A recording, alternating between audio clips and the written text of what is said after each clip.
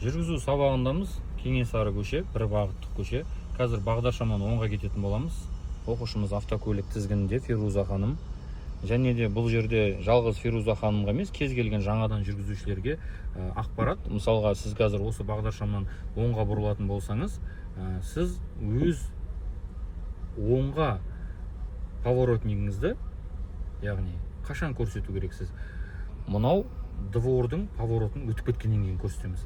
Мына оң жақта көріп тұрсыз ба, двор бар екен, сол дворды өтпей ерте поворотникті қосатын болсаңыз, ол двордан біреу шығатын болса, сізді кіреді екен деп ойлап қалып, сізге қарай шығып кету қаупі бар екен.